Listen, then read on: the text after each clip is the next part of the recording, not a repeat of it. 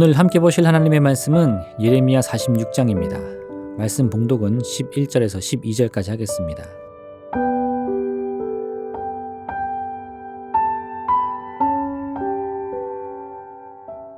처녀딸 애굽이여 길앗으로 올라가서 유향을 취하라. 내가 치료를 많이 받아도 효력이 없어 낫지 못하리라. 내 수치가 나라들에 들렸고 내 부르짖음은 땅에 가득하였나니 용사가 용사에게 걸려 넘어져 둘이 함께 엎드려졌음이라. 아멘.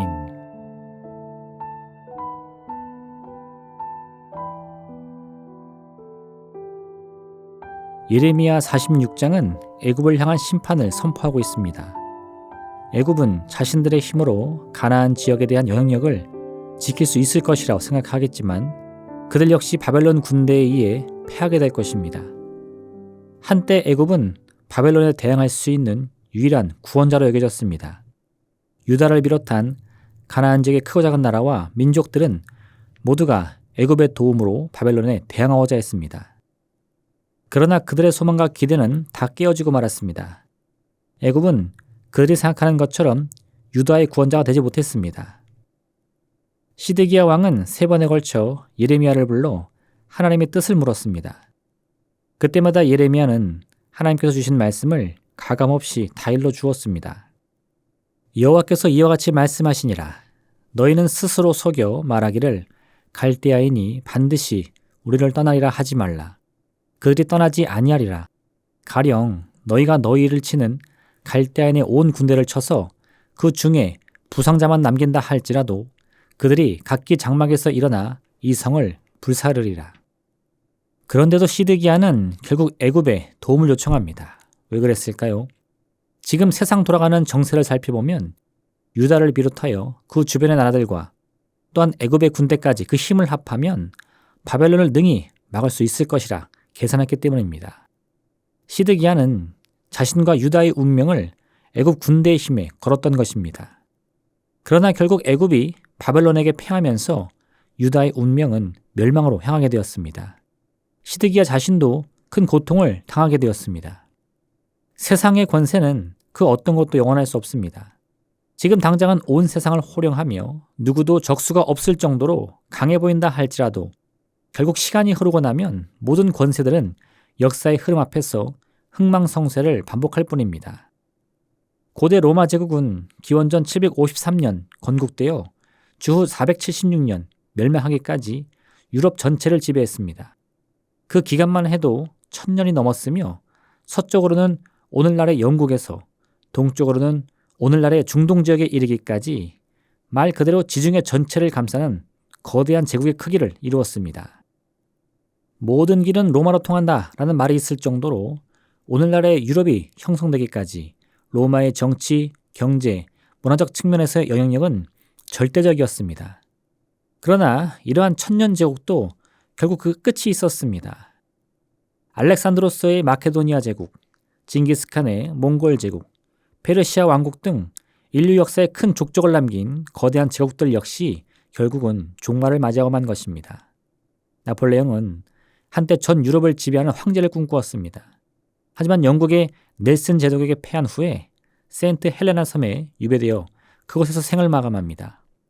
한 일화에 따르면 이때 나폴레옹은 권력으로 세상을 정복하려 한 자신은 결국 실패했지만 원수를 사랑하라 말한 예수 그리스도는 자신의 사랑으로 온 세상을 정복했다라는 말을 남겼다고 합니다. 우리 삶을 지배하는 진정한 힘과 권세가 무엇인지 우리는 결코 잊어서는 안 됩니다. 권불 10년이란 말과 같이 세상 모든 권세는 그 시작이 있듯 결국 끝에 이르기 마련입니다. 시드기야는 이 사실을 알지 못했기 때문에 애굽의 권세가 유다를 구원할 힘이라고 믿었던 것입니다. 그러나 우리 인생의 진정한 구원자는 오직 여호와 하나님 한 분이신 것을 기억해야 합니다. 내가 산을 향하여 눈을 들리라. 나의 도움이 어디서 올까? 나의 도움은 천지를 지으신 여호와에게서로다.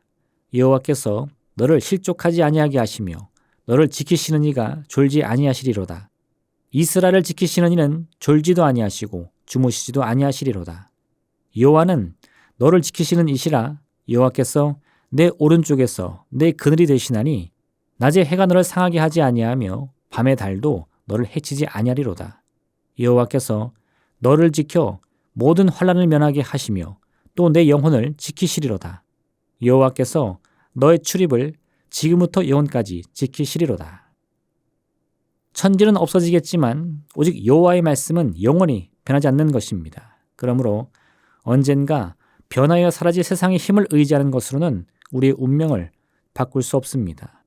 지금은 나에게 큰 도움이 되고 든든한 힘이 된다고 생각되는 것도 결국은 그 힘이 약해지거나 점점 소멸하고 마는 것입니다. 지금 유다가 위기에 빠진 이유가 무엇입니까? 결국 사라질 거짓 힘과 권세를 의지했기 때문입니다. 지금 우리의 문제는 무엇입니까? 영원하신 하나님의 말씀을 의지하지 못하기 때문인 것입니다. 여러분의 삶을 변하지 않는 하나님의 말씀 위에 세우시기를 바랍니다.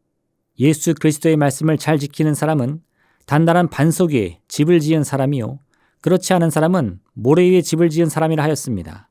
평소에는 두 집 모두 멋지게 잘 지어진 것처럼 보이지만 땅이 흔들리거나 바다가 넘실거리는 인생의 풍랑이 찾아오게 되면 단단한 반석 위에 세운 집과 무르고 약한 모래 위에 세운 집은 그 운명이 완전히 갈리고 마는 것입니다.